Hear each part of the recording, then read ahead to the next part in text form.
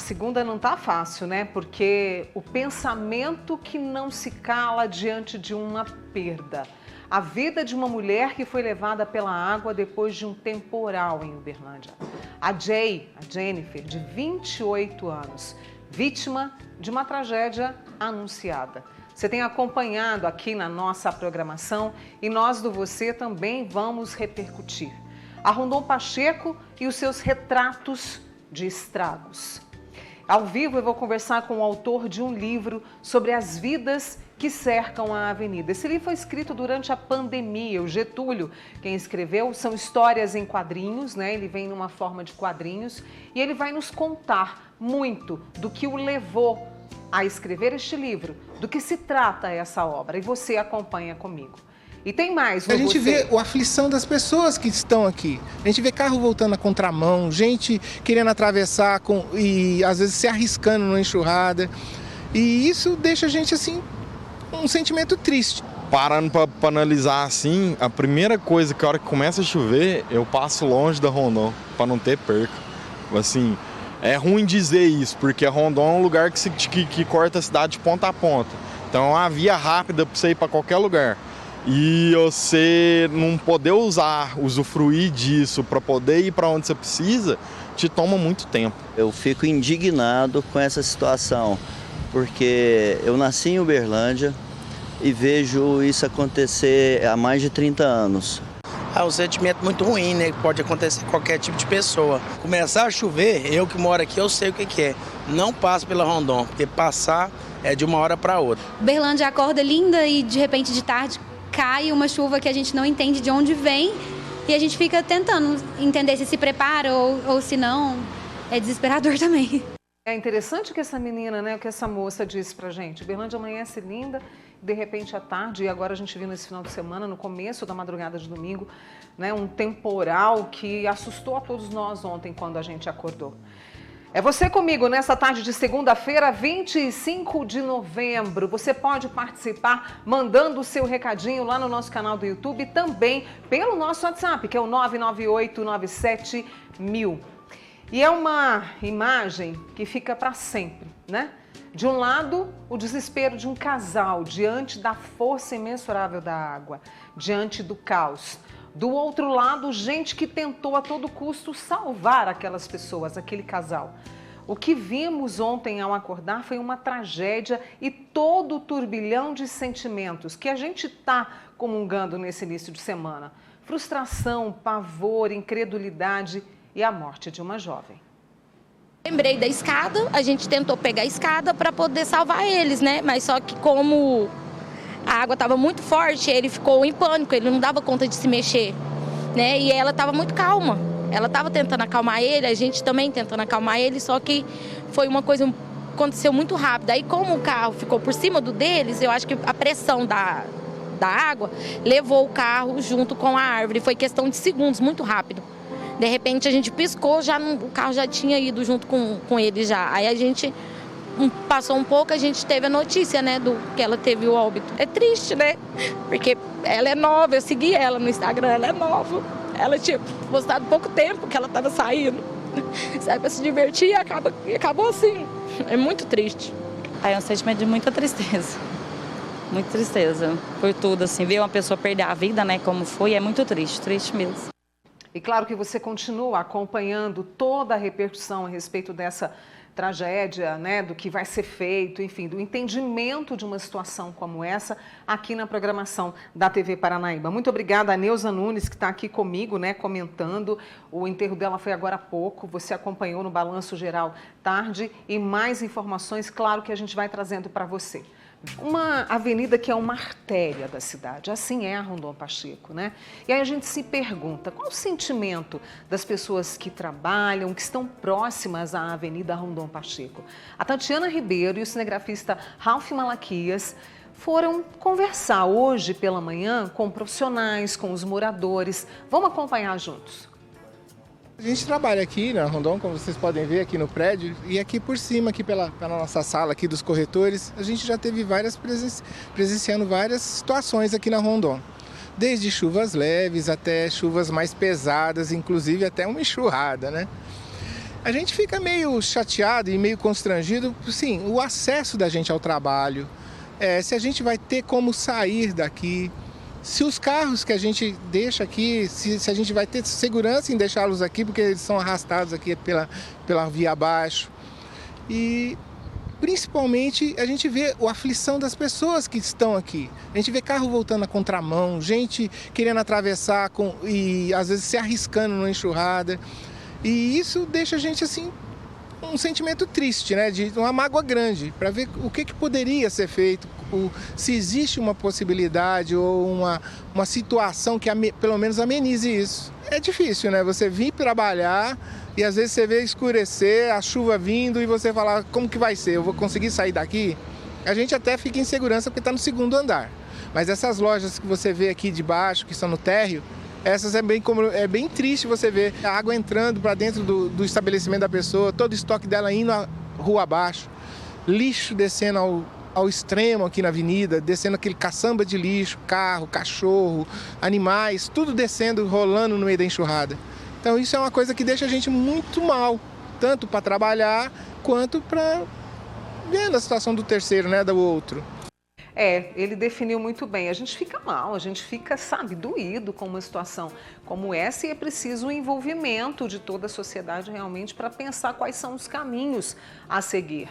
E aí hoje, quando a gente decidiu, né, também repercutir aqui junto com você, que está comentando comigo aqui no WhatsApp principalmente, ainda reverbera em todos nós essa tragédia. Porque a gente lembra do rostinho da Jay, né? Uma jovem, cheia de sonhos, de alegria, que saiu no sábado com o marido para passear. E aí, de repente, a vida, como é um sopro, né?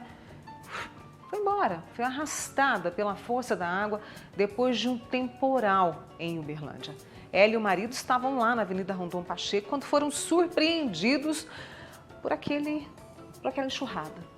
Jay Soares morreu afogada, né, segundo aí o que foi divulgado, e teve politraumatismo. E aí a gente convidou a Adriana Carvalho, que é uma amiga nossa de muito tempo, ela que é pneumologista, para conversar conosco. Inclusive você estava até me falando, né, Adriana, assim, porque é um dia difícil para todos nós e não há como esconder isso, né?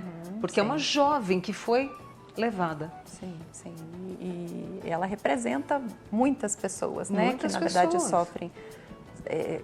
São acometidas por essa situação. Então, o afogamento é algo muito trágico, né?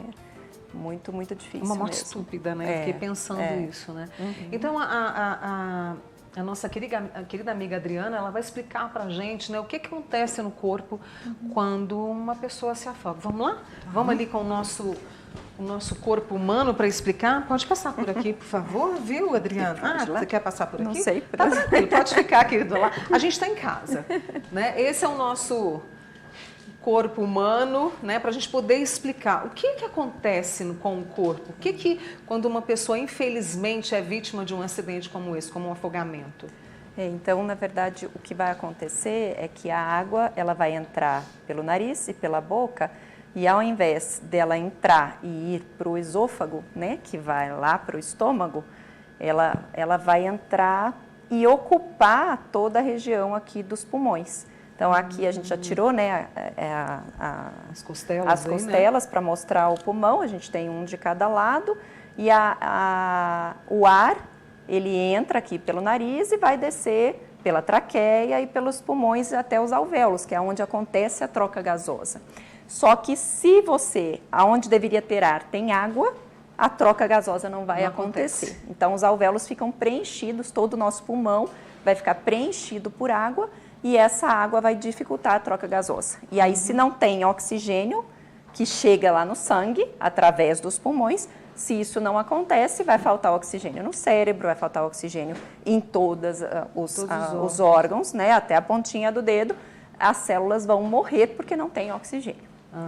Entendi. Então, o primeiro lugar que vai faltar oxigênio é o cérebro, ele vai ficar em hipóxia, né? Então, ele vai sofrer a morte cerebral e os outros órgãos também vai acontecer isso. Se a água vai invadindo ali e tomando conta, né? E é rápido. Sim. É rápido. É rápido, né? É rápido. Isso é chamado de broncoaspiração quando é um acidente assim com afogamento? Isso, a broncoaspiração é o fato, aspirar a gente inala o ar, né? Isso. Então, quando a gente broncoaspira, a gente leva outras substâncies, que pode ser comida, pode ser água, pode ser líquido, alguma coisa que você está se alimentando, remédio, em vez de ir para o esôfago, passa para a traqueia. Tá? Porque existe essa região aqui, a gente pode até virar ele um pouquinho, essa região aqui, ó, né, nariz e boca, eles ficam em conjunto, é uma região muito próxima. E aí tem um lugarzinho aqui, que é a glote, que fecha o esôfago, e aí para a gente engolir, para a gente respirar, e quando a gente vai comer, a glote abre, né? Desculpa, a glote fecha para o ar, para a comida não entrar na traqueia. Entendi. E a comida descer para o esôfago. Então, quando entra a água aqui, isso vai para o lugar errado. Entendi. E aí a broncoaspiração é isso, é você aspirar uma substância que deveria ir para o estômago e vai para o pulmão. E aí foi para o pulmão, então o primeiro é o cérebro. Primeiro que falta oxigênio, depois vem todos os órgãos e o coração. Exato. Essa é a ordem, assim, quer dizer, essa falta de oxigênio, né? Sim. A gente está falando de afogamento e eu fui fazer uma pesquisa hoje, para vocês terem uma ideia, por ano no mundo, são 500 mil pessoas que morrem afogadas. E a gente precisa estar atento, precisa estar alerta para até evitar esse número crescente e, claro, fazer esse alerta para as pessoas, não é? Sim. É um número de acidentes, principalmente em casa, né? Então, crianças, né? Quando você tem piscina em casa ou vai ter uma aula de natação e você está... É questão de segundos. Então, nunca deixar uma criança sem supervisão, né? Colocar capa na piscina, idosos que podem escorregar e às vezes perder a mobilidade. Agora há pouco estava tendo uma reportagem sobre isso, né? A mobilidade do idoso. Então, ele pode escorregar na água e se afogar. Ele broncoaspira a água da piscina e afoga. Ô, Adriana, o idoso, né, ele tem uma certa dificuldade para engolir, né? É a disfagia que chamam, não é isso? Sim. Isso pode acontecer também? Quer dizer, pode faltar oxigênio em algumas situações? Pode. A disfagia, ela acontece por diversos motivos, né? Mas a musculatura da região da língua, de toda a faringe, que é essa região do pescoço, ela auxilia na deglutição. E nesse movimento que eu falei do fechamento da glote. Então, se existe alguma sequela de derrame, por exemplo, ou alguma alteração de fala, de deglutição, por N motivos, essa glote não fecha e ele broncoaspira, a pessoa broncoaspira com mais facilidade. E aí o que fazer nesses casos? Caso isso aconteça, né? Caso aconteça, né, o engasgo no momento, o ideal é você virar a pessoa de lado e tentar abrir a via aérea. Então, tem algumas manobras que se faz para tentar facilitar isso, para você abrir mais a via aérea e favorecer a entrada do oxigênio também, né? Mas quando existe uma dificuldade de deglutição, alguns exercícios fonoaudiológicos podem ajudar bastante. Né? Vou pedir para a gente voltar aqui para a minha salinha, Adriana. Você está, né, conosco aqui nessa segunda-feira, abriu, né, a sua agenda para vir falar conosco. E agora vem o período de férias. Muita gente vai para a praia, muita gente vai, né, para a piscina. Você falou dessa questão dos idosos na hidroginástica, porque exercitar se faz muito importante. Qual o alerta que você deixa? Quais são as orientações que você deixa? Eu alerto para a questão de segundos. Então, para a gente sempre ter isso em mente, que já sabe nadar. Sabe nadar, mas mesmo assim mantenha sob supervisão. Porque é questão de segundos para acontecer alguma tragédia. Né? Então, realmente, o próprio afogamento que nós tivemos no fim de semana foi rápido. É uma questão de segundos, né? Para acontecer. Então, o alerta é para sempre se manter atento a essas situações que podem acontecer em questão de segundos. Então, sapatilhas antiderrapantes podem ser úteis, né? Você ir para a praia, uma criança que não tem ainda total controle, colocar as boias, e mesmo com as boias, né, às vezes você pode subestimar a força do mar, ou da água, então tem que estar muito atento. É isso, né? Essa é a doutora Adriana Carvalho, ela que é pneumologista, explicando para a gente a questão da broncoaspiração, né? E fazendo esse alerta, porque nós estamos nos aproximando aí das férias, de viagens. E a gente não pode brincar com água, né? De jeito nenhum. Nesse caso, assim, de piscina e tudo mais, do mar a gente não pode brincar de jeito nenhum. Adriana, muito obrigada pela sua participação. Obrigada por estar comigo nessa segunda-feira, que não está sendo fácil, né? Não tá. Muito obrigada, viu? Obrigada. Boa semana para você, te espero outras vezes aqui, tá? Obrigada. Deixa eu mandar um abraço para você que está me acompanhando aqui. Tem muita gente, olha, o Rafael, né, que tá, a Irene também, a minha amiga disse que está atordoada em relação a isso. Todos nós estamos, viu, minha amiga? Deixa eu ver o nome dela aqui, a Bianca.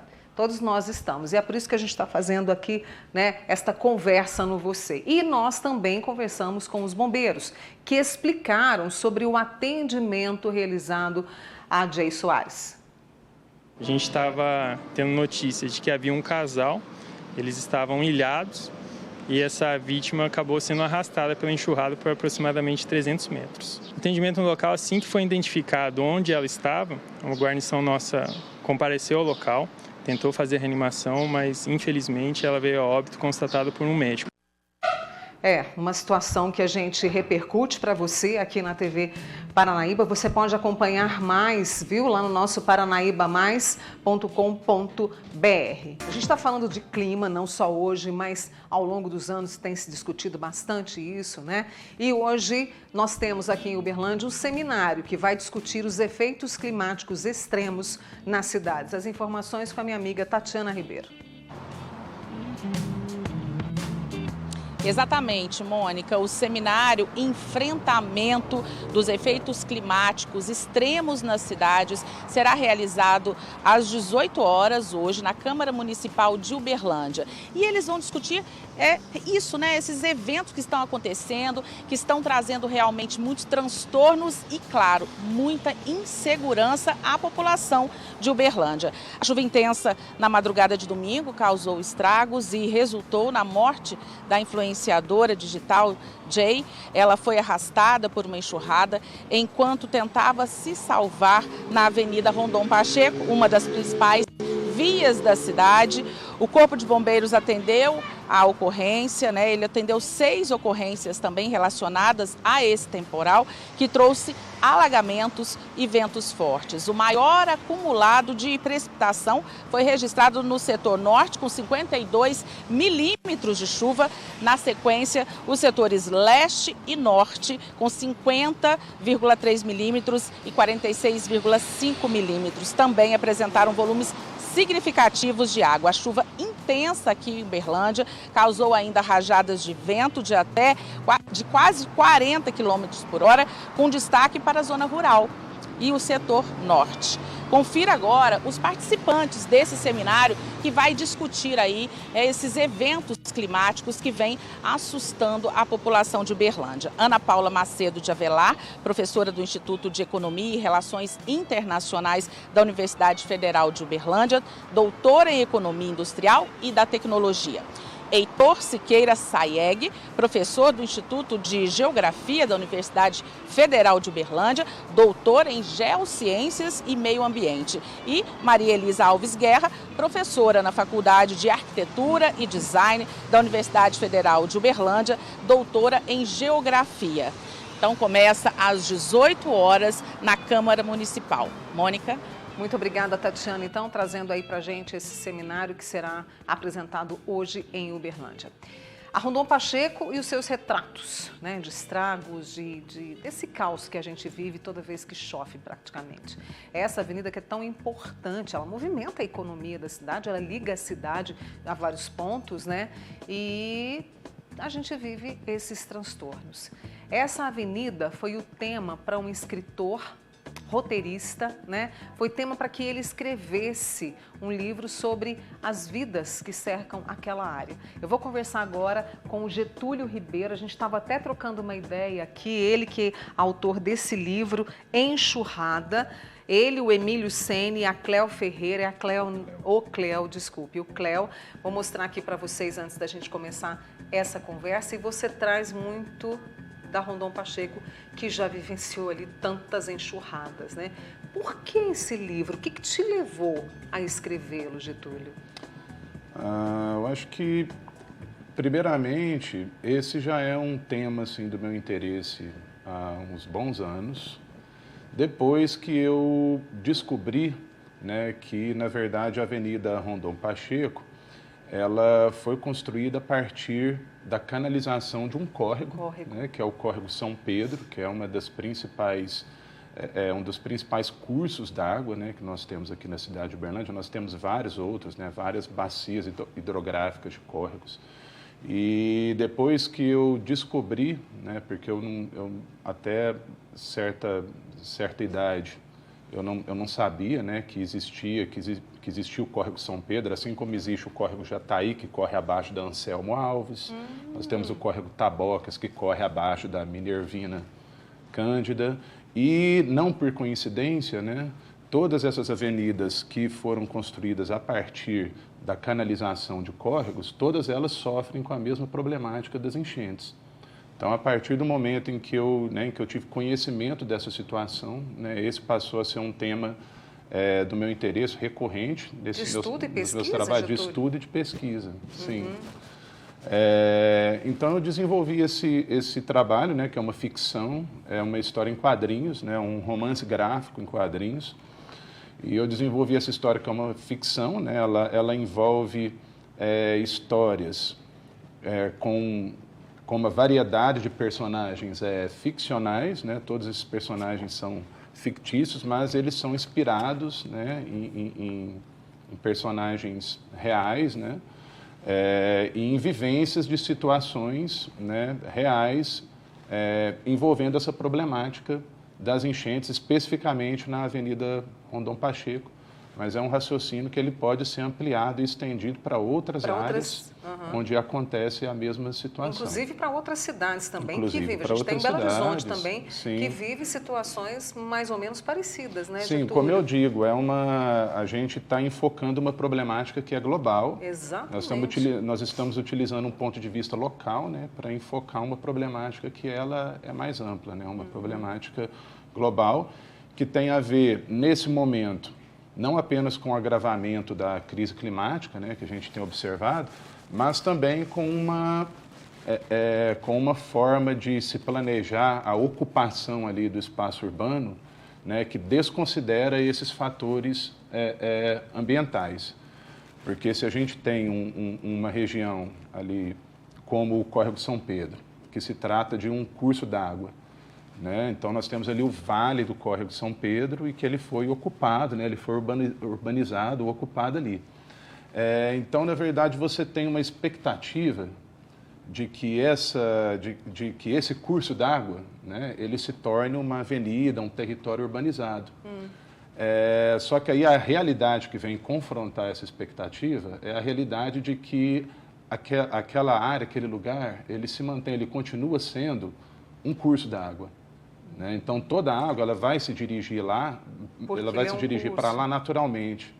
E quando você urbaniza de uma forma muito agressiva o território, que foi o que aconteceu após a construção da Avenida Rondon, né? Ela foi construída no início dos anos 80. E naquele momento, inclusive faz parte da minha pesquisa, né, para o livro, para a Enxurrada, em 1986, nós tivemos uma situação trágica, né, uma enchente devastadora de enormes proporções. A água chegou na altura do semáforo, inundou o Praia Clube todo e teve vários casos de mortes, né? Acho que ocorreram 6 mortes nessa ocasião. Então, de 86? Sim. E o que ocorre é que, nesse mesmo ano de 86, cerca de 2 meses antes de acontecer essa situação, essa tragédia, a Prefeitura de Uberlândia ela recebeu um laudo técnico de um instituto de pesquisas de São Paulo, e esse laudo ele relatava que essa avenida ela não tinha condições para poder comportar um volume muito grande de água, que poderiam haver deslizamentos, vários tipos de situações, né? E esse laudo recomendava que a avenida fosse interditada no período de chuva. Só que aí, por razões de que 1986 era um ano eleitoral ali na cidade, esse laudo ele foi simplesmente engavetado e a tragédia aconteceu. Após essa tragédia, qual que foi a medida, né, assumida para poder resolver o problema. Fazer uma ampla reforma, né, da avenida, ampliar a avenida, né, reformá-la, e isso aconteceu no início dos anos 90. E a partir dessa reforma é que começou uma verdadeira febre, né, de loteamentos, de ocupação ali. E essa região ela foi ocupada de uma forma que você não tem mais qualquer mecanismo ali. Para escoar água. Para escoar, para absorver, para reter. Essa quantidade de água. Exatamente, que são as áreas permeáveis, né? Foi tudo ocupado, urbanizado de uma maneira. Então, isso tem muito a ver com uma lógica, né, equivocada, inadequada de ocupação ali do espaço urbano, que enquanto essa lógica persistir, nós vamos ter repetições desse mesmo problema. O Getúlio está contando para a gente sobre o livro, ele que tem feito estudos, pesquisas a respeito de, né, situações como essa. Eu fiquei me perguntando, a quantidade de água é uma coisa esquisita. Eu vou resumir na minha forma de enxergar. É um negócio esquisito. Ficou parecendo um rio a Rondon Pacheco. E olha lá, vai formando ondas, né? Você falou dessa questão de áreas permeáveis. O que poderia se fazer? Eu sei que não é tão simples quanto a pergunta que eu vou te fazer aqui, porque envolve uma série de projetos, enfim, uma série de questões. Mas, assim, o que seria possível fazer? Seria correr para os bairros? Ou ali na Rondon ainda seria possível fazer alguma coisa? Olha, é uma situação realmente muito complexa, que assim, você pode ter algumas medidas para tentar, de alguma maneira, mitigar o problema. Agora, para que se solucione mesmo a questão da Rondon, seria implantar uma lógica de reordenamento da própria ocupação ali daquele espaço, que às vezes teria que passar até por um processo de desocupação de alguma maneira. Nossa, isso é complexo demais. Isso seria extremamente complexo, né, para poder solucionar ali a questão. Há alguns projetos que existem para tentar reduzir, mitigar ali os danos, né, mas são projetos que também, né, que não vou entrar muito nessa questão, mas são problemas que também são projetos que também são problemáticos de várias maneiras, projetos que implicam construções de represas no outro córrego que vai desaguar lá, né, que são complexos, problemáticos também. Mas eu acho que a grande questão é repensar a lógica do planejamento e da ocupação do espaço urbano. Vou dar um exemplo, e pensar inclusive a longo prazo. Vou dar um exemplo que é o que a gente vê, por exemplo, na região do córrego Mogi, né, que é uma região onde a gente tem uma área de preservação e a gente está tendo um processo, né, de ocupação, de expansão da cidade, de ocupação da cidade rumo à zona sul da cidade. Né? E aquela área, né, do córrego Mogi, né, ela tem sido loteada, entendeu? Para poder ser construída, né, ser urbanizada, lotear com condomínios, com coisas. E, mais uma vez, são projetos que têm desconsiderado essa questão.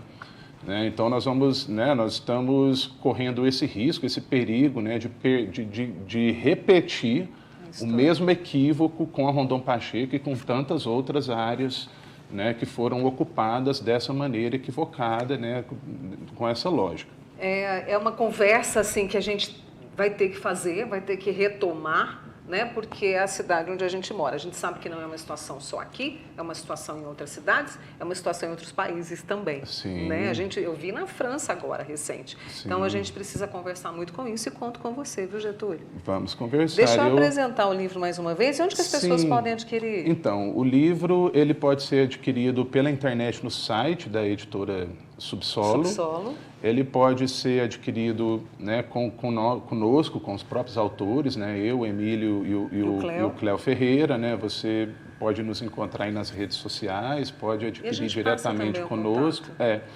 Eu queria dizer uma última coisa assim, que eu acho muito importante, que é inclusive sobre o livro, né, porque o livro ele narra histórias de personagens que são fictícios, né, mas eles são baseados na realidade.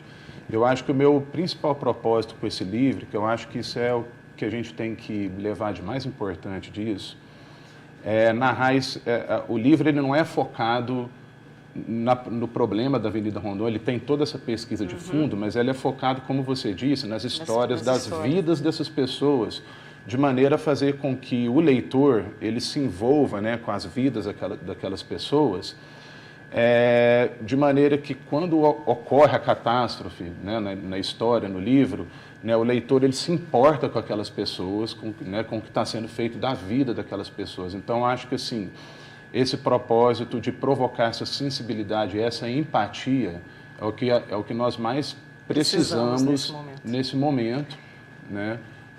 E eu te agradeço. É isso. Eu te agradeço imensamente por ter vindo, trazido o seu livro. A oportunidade. Tá? E leve meu abraço ao Emílio, ao Cléo e ao Getúlio Claro. Ribeiro, que é pesquisador, escritor, né? E que trouxe o livro Enxurrada, para você ler, tá? Qualquer coisa me chama aqui que eu te passo os contatos também. Getúlio, muito obrigada e bom trabalho para você. Viu? Obrigado. E como ele disse, né, a gente se pergunta qual que é o sentimento das pessoas que trabalham, que estão próximas ali à Avenida Rondon Pacheco, de intenso movimento. A gente tem agora uma conversa com o Wellington Amaro.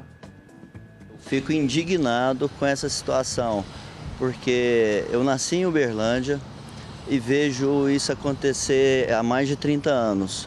E todas as medidas de todas as administrações não surtem efeito. Então a indignação, eu acho que não é só minha, é da população de Uberlândia, dos moradores. E o senhor sente medo de passar aqui quando o tempo fecha? Qual que é o sentimento? É de pavor. Quando chove aqui, o sentimento é de sair o mais rápido possível da Rondon. Nossa, e é justamente isso que a gente pensa. E claro que vamos continuar nesse assunto em toda a programação da nossa TV Paranaíba, viu? Para você